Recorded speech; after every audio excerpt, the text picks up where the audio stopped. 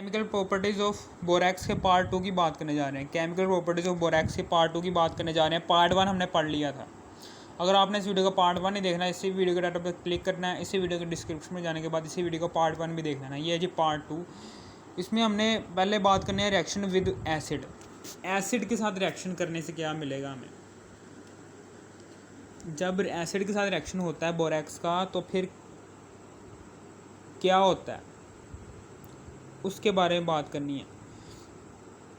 कि सबसे पहले तो हमें पता है बोरैक्स लिखना है 2 बारी Na2B4O7 Na2B4O7। एक दफ़ा इसका रिएक्शन करवाना है सल्फ्यूरिक एसिड से और दूसरी दफ़ा इसका रिएक्शन करवाना है हाइड्रोक्लोरिक एसिड से, ठीक है। और फिर से इसका रिएक्शन करवाना है वाटर के मॉलिक्यूल से, फिर से वाटर के मॉलिक्यूल से, ठीक है। अब हमारे पास क्या बनेगा यहाँ पर सबसे पहले तो ये चीज़ निकल कर इसके पास जाएगी, सल्फेट के पास बनेगा Na2SO4। इसी तरीके से आगे ये H निकल कर BO के पास जाएगा और क्या निकलेगा, क्या बनेगा, बोरिक एसिड H3BO3, ठीक है। ये है।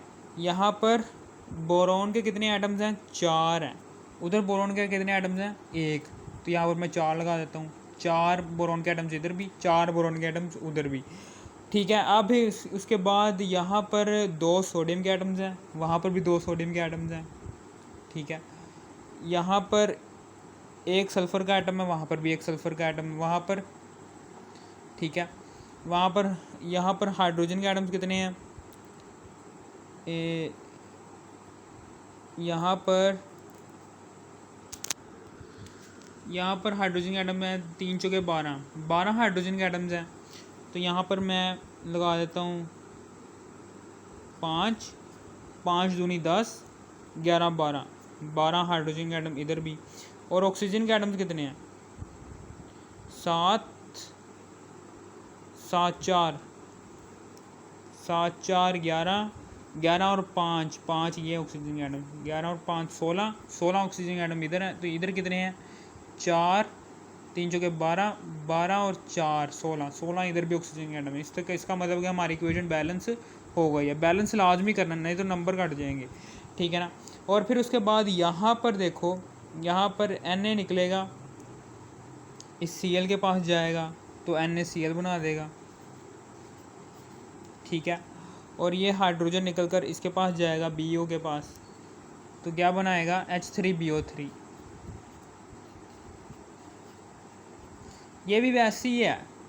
यहाँ पर देखो सोडियम के 2 एटम्स हैं, यहाँ पर मैं 2 लगा देता हूँ, 2 सोडियम के एटम्स इधर भी, 2 सोडियम के एटम्स उधर भी।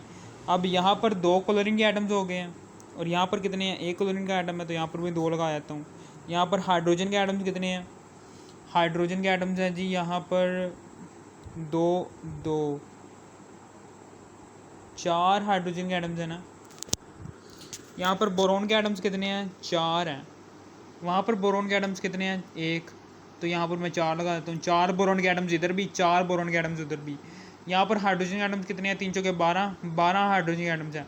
तो यहाँ पर कितने हैं, यहाँ पर 5 लगा दिया, 5 दूनी 10 10 11 12 हाइड्रोजन के एटम्स इधर भी। अब ऑक्सीजन के एटम्स कितने हैं, 7 ऑक्सीजन के एटम ये हैं, 7 5 12 ऑक्सीजन के एटम्स हैं, 12 ऑक्सीजन के एटम्स हैं उधर। यहाँ पर भी 12 होने चाहिए, 3 चौके 12, 3 को 4 से मल्टीप्लाई किया तो 3 चौके 12 ऑक्सीजन के एटम्स इधर भी हैं। इसका मतलब हमारी इक्वेशन बैलेंस हो गई है, ठीक है। यहाँ पर ये 2 इक्वेशंस हैं, ये 2 केमिकल रिएक्शंस हमने किए हैं। इन वर्डिंग क्या लिखनी है कि when borax is reacted with sulphuric acid and hydrochloric acid, when borax is treated with acids such as sulphuric acid and hydrochloric acid, जब बोरैक्स को सल्फ्यूरिक एसिड और हाइड्रोक्लोरिक एसिड के साथ रिएक्शन करवाया जाता है तो क्या बनता है, देन इट फॉर्म साल्ट्स, तो ये साल्ट्स बनते हैं, साल्ट्स बनते हैं और साथ में एसिड बनता है, बोरिक एसिड, साल्ट बनता है और बोरिक एसिड बनता है, और क्या बनना है। और तीसरी वाली इसकी प्रॉपर्टी वो ये है कि रिएक्शन विद NH4Cl, कि अमोनियम क्लोराइड के साथ रिएक्शन लिखना है हमने यहाँ पर। अमोनियम क्लोराइड के साथ रिएक्शन है वो कैसे लिखेंगे कि Na2B4O7 है, जब ये NH4Cl के साथ रिएक्शन करेगा तो क्या बनाएगा हमारे पास, ये Na जो सा है ये इस Cl के साथ मिलेगा तो NaCl बना देगा। जब ये बोरोन यहाँ से निकलेगा तो ये इस N के पास चला जाएगा तो बोरोन नाइट्राइड बना देगा। और यहाँ पर बोरिक एनहाइड्राइड भी बनेगा, B2O3, इसका नाम क्या है, बोरिक एनहाइड्राइड, और साथ में वाटर के मॉलिक्यूल्स बन जाएंगे। अब इनको बैलेंस करना है, इनको बैलेंस कैसे करेंगे, यहाँ पर 4 बोरोन के एटम्स हैं, वहाँ पर कितने हैं, 2 और 3 है ना, मैं यहाँ पर 2 लगाया तो 2 बोरोन के एटम ये, 2 बोरोन के एटम ये, 4 बोरोन के एटम्स इधर भी हैं, ठीक है। 2 सोडियम के एटम्स हैं यहाँ पर भी मैं 2 लगाया तो 2 सोडियम के एटम इधर भी हैं, और 1 Cl का एटम है वहाँ पर 2 हैं, 2 Cl के एटम है ना, 2 क्लोरीन के एटम है तो यहाँ पर मैं 2 लगा देता हूँ, 2 क्लोरीन के एटम्स इधर भी, 2 क्लोरीन के एटम्स इधर भी। इसी तरीके से 2 नाइट्रोजन के एटम्स इधर हैं, 2 ही नाइट्रोजन के एटम्स इधर हैं। अब हाइड्रोजन के एटम्स कितने हैं यहाँ पर, 4 दूनी 8 हैं जी हाइड्रोजन के एटम्स, तो वहाँ पर कितने हैं, 3 8 है ना, तो यहाँ पर 2 लगा देता हूँ, 8 हैं तो यहाँ पर मैं 4 लगा देता हूँ, 4 दूनी 8 ऑक्सीजन एटम्स यहाँ पर भी हैं। अब ऑक्सीजन के एटम्स की बात करने जा रहा हूँ मैं। ऑक्सीजन के एटम यहाँ पर 7 है, 7,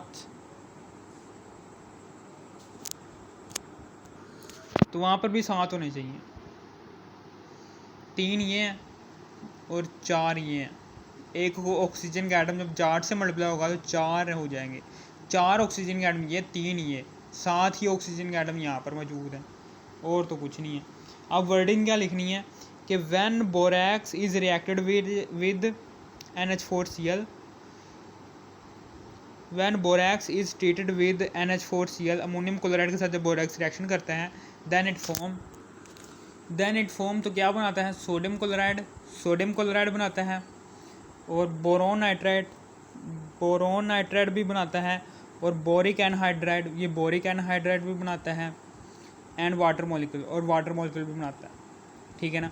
बोरोन नाइट्राइड भी बनाता है, ये बोरोन नाइट्राइड है, Bn किसे कहते हैं, बोरोन नाइट्राइड को, और B2O3 किसे कहते हैं, बोरिक एनहाइड्राइड को, ठीक है ना। ये हमारे पास रिएक्शन हो गया NH4Cl के साथ। अमोनियम क्लोराइड के साथ रिएक्शन हमने देख लिया किसका, बोरैक्स का, ठीक है, जिसके नतीजे में हमें सोडियम क्लोराइड मिला, बोरोन नाइट्राइड मिला, बोरिक एनहाइड्राइड मिला, और वाटर के मॉलिक्यूल बने 4। अगर आपको इस वीडियो की ज़रा सी भी थोड़ी सी भी समझ आ गई, इस वीडियो को तो लाइक और सब्सक्राइब और शेयर भी करते हैं। Thanks for watching. अगर आपने इस वीडियो का पार्ट 1 और पार्ट 1 नहीं देखा तो आपने इसी वीडियो पर क्लिक करना है, इसी वीडियो के टाइटल पर क्लिक करने के बाद इसी वीडियो के डिस्क्रिप्शन में जाने के बाद इसी वीडियो का पार्ट 1 भी देख लेना है, ये जी पार्ट 2। अगर आपको इस वीडियो की ज़रा सी भी थोड़ी सी भी समझ आ गई, इस वीडियो को तो लाइक और सब्सक्राइब और शेयर भी कर दें। Thanks for watching.